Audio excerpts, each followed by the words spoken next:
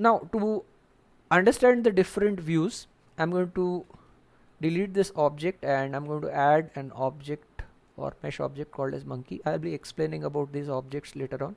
So let's get this monkey as the center, and to understand the views this will be much more easier.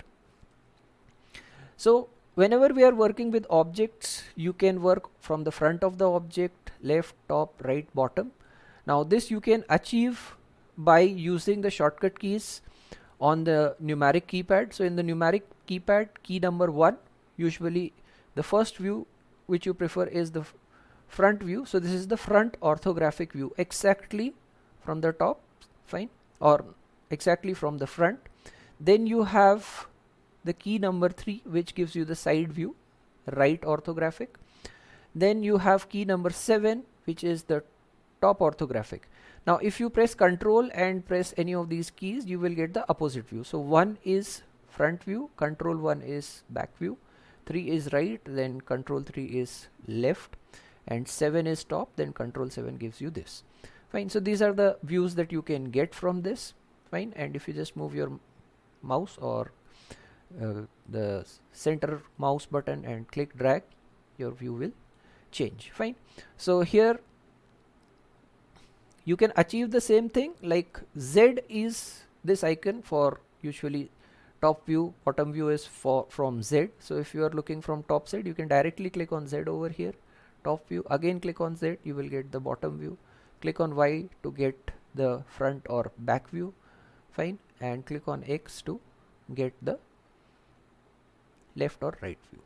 So this way you can achieve different views. Now like what I'm trying to explain with this is a simple understanding. Quickly I will demonstrate that.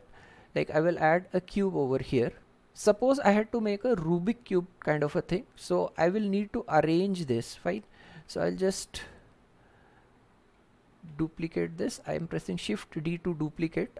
I've created 3 duplicates. Now if you want to arrange them exactly, you will not be able to do it properly in this particular manner. Fine. So if we just go to the front view, now it will be easier for us to align this. Fine.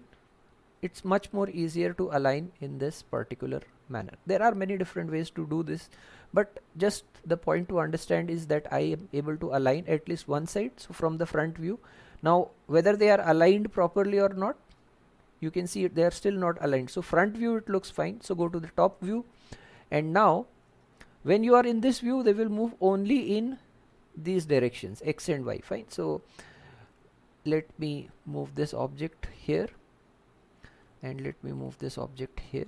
I'll be explaining you how to move the objects in coming session or upcoming part. So now I have aligned this. Fine. I'm not getting into complete details of exact alignment, but you can see roughly I can align them much better and sensibly right now. Fine. So if I wanted to make a Rubik cube, I could do a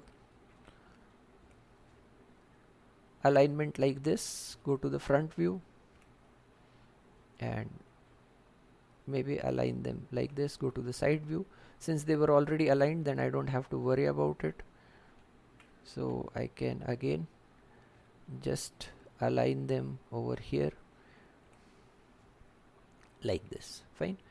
And finally I could like do something like this, and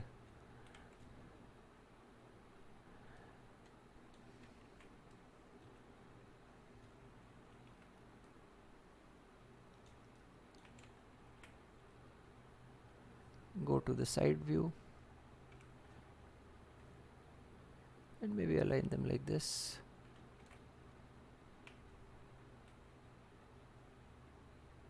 Fine.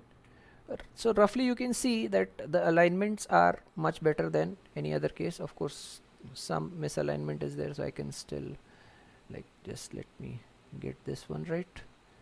Again let me go to top view,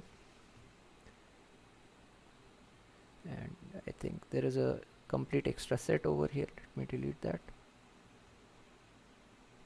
While copy pasting, I think I got one extra set. So now you can see I can do this much faster if I use the top, bottom, left, right view for alignment. So that's about the different kind of views quickly. Just get used to it. So try this out, and that is going to be helpful.